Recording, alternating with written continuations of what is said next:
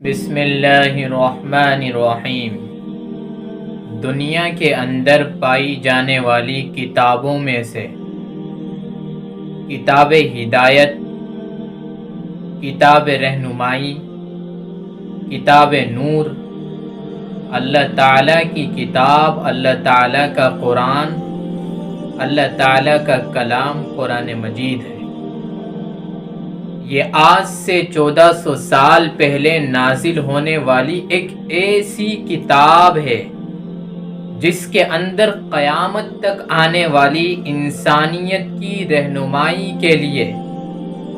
انسانیت کی گائیڈنس کے لیے اصول مقرر کیے گئے ہیں، اصول بتائے گئے ہیں۔ یہ کتاب ہدایت ہے، یہ کتاب رہنمائی کا ذریعہ ہے۔ اس کتاب اور اس قرآن کریم کو جس قوم نے بھی پکڑ لیا اور جس قوم اور ملت نے بھی اس سے فائدہ حاصل کیا، اس کتاب کے ترجمے کے ذریعے، اس کتاب کی تفسیر کے ذریعے، اس کتاب کی آیتوں سے نکلنے والے مفہومات کے ذریعے، اس کتاب کی آیتوں کے ذریعے نکلنے والے نقطوں کے ذریعے جس کسی نے بھی فائدہ حاصل کیا، جس کسی نے بھی استفادہ کیا، وہ قوم، وہ ملت، وہ نیشن آگے بڑھا ہے اور ترقی کے میدان پر اس نے ایک اہم رول اور کردار ادا کیا ہے، چاہے وہ کوئی بھی قوم ہو، کیونکہ اللہ تعالیٰ نے اس کتاب ہدایت کو کسی ایک قوم کے ساتھ خاص نہیں کیا۔ یہ امت محمدیہ کی خصوصیت ہے کہ اللہ نے اس امت پر جو نبی بھیجا وہ رحمت للعالمین بنایا،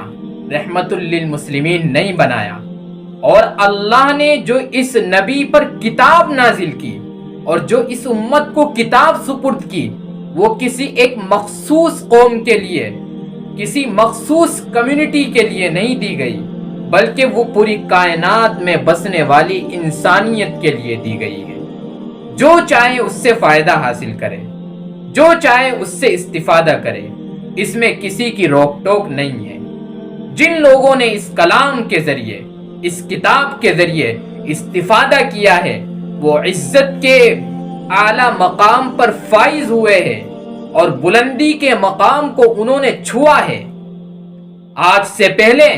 جب تک مسلمانوں نے اس کتاب کو، اس کلام کو، اس قرآن کو مضبوط پکڑے رکھا، وَاعْتَصِمُوا بِحَبْلِ اللَّهِ جَمِيعًا کے مصداق بن گئے، جس میں اللہ نے فرمایا تم اللہ کی رسی کو مضبوطی سے پکڑو۔ انہوں نے اس رسی کو مضبوط پکڑا تو وہ بلندی کے اعلیٰ معیار پر فائز ہوئے، عزتیں ان کے قدموں میں ڈال دی گئی، دولت، مال، خزانے سب ان کی باندھی بن گئے، سب ان کے زیر قدم آ گئے۔ لیکن جب مسلمانوں نے اس قرآن کو چھوڑ دیا،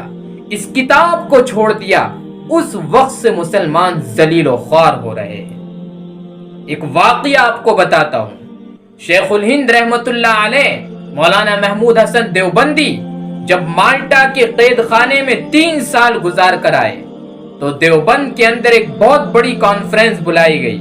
جس میں لاکھوں کا مجمع تھا، بڑے بڑے علماء تھے، بڑے بڑے انٹلیکچول تھے، دانشور تھے۔ اس مجمع کے اندر، اس کانفرنس کے اندر شیخ الہند رحمت اللہ علیہ نے اپنی زندگی کے آخری ایام میں ان مسلمانوں کو خطاب کر کے یہ فرمایا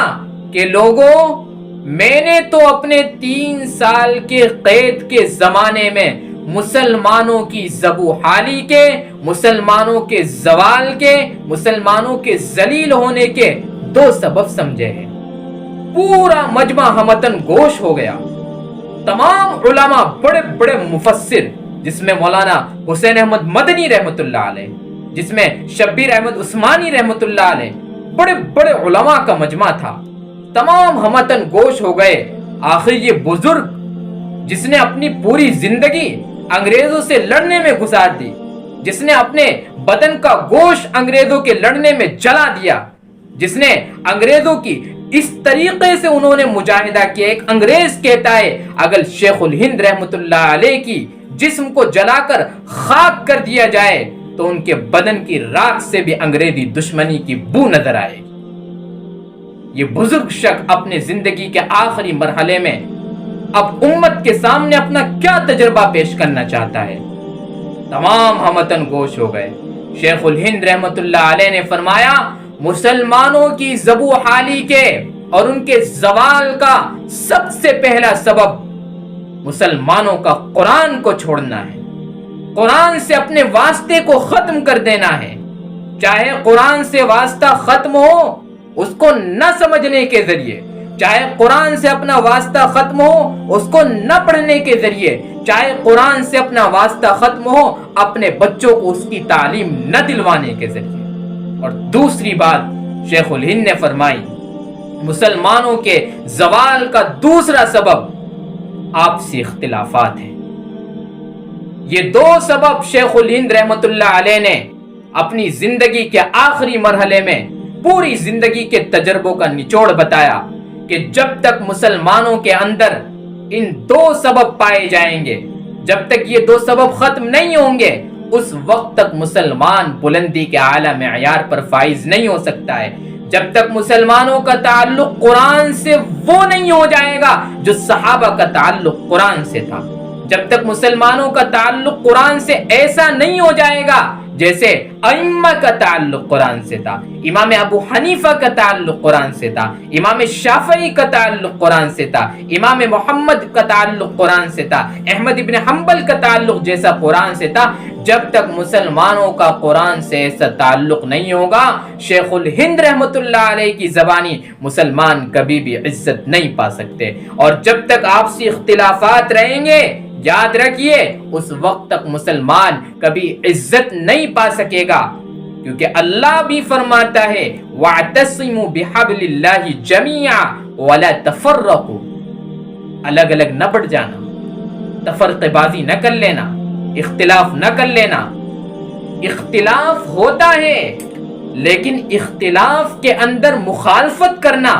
یہ صحیح نہیں ہے۔ اختلاف ہونا یہ زندگی کی علامت ہوا کرتی ہے، زندہ قوموں میں ہی اختلاف ہوتا ہے، لیکن اس اختلاف کے نتیجے میں آپس میں مخالفت کرنا، بغض کرنا،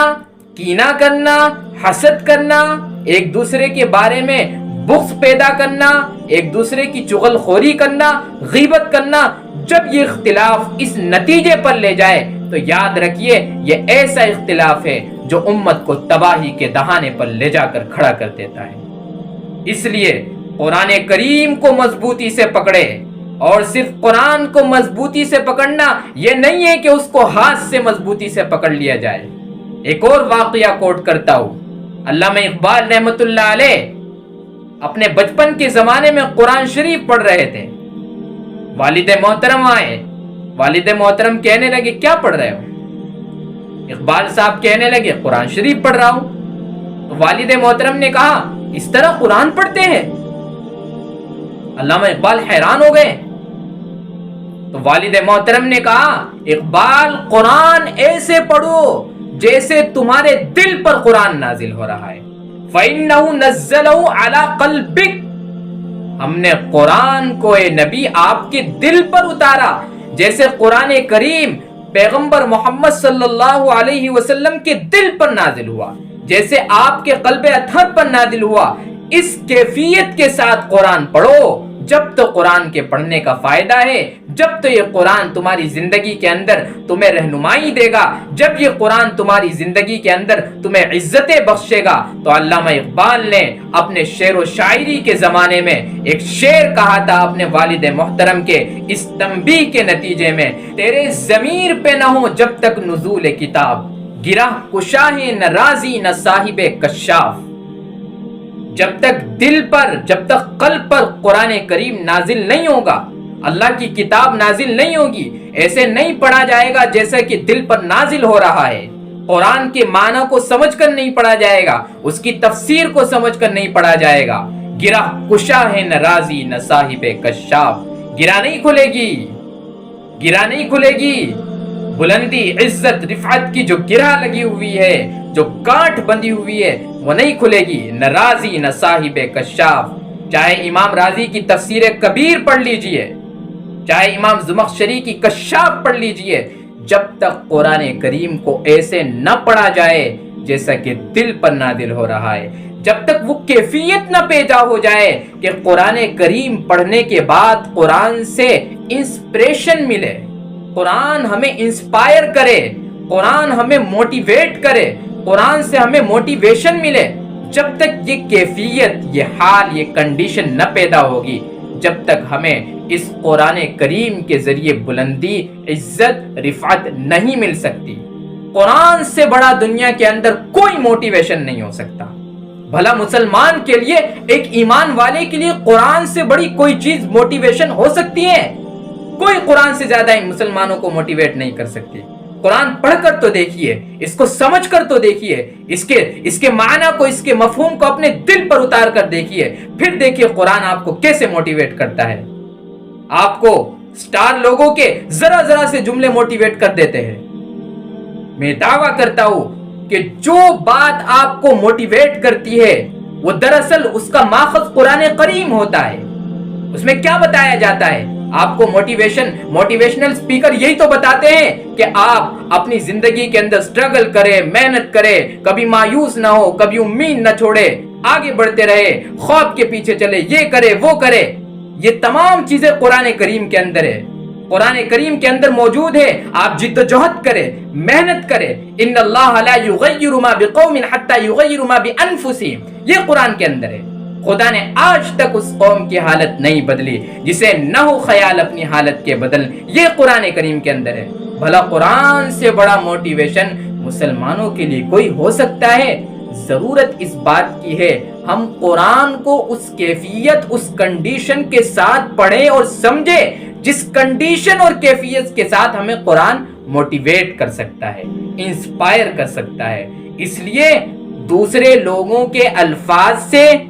ہمیں موٹیویشن لینے کی ضرورت نہیں پڑے گی۔ جب ہم قرآن سے موٹیویشن لینا شروع کر دیں گے، انسپریشن لینا شروع کر دیں گے، اس لیے قرآن کو اس طرح پڑھا کرے، اس طرح سمجھا کرے، اس طرح مضبوط پکڑ لے جس طریقے سے جو تعلق قرآن کے ساتھ صحابہ کا تھا، ائمہ کا تھا، علماء کا تھا، مفسرین کا تھا، آج بھی اگر وہ تعلق ہمارا قرآن کے ساتھ ہو گیا تو یاد رکھیے ہماری بلندی کو دنیا کے اندر کوئی روکنے والا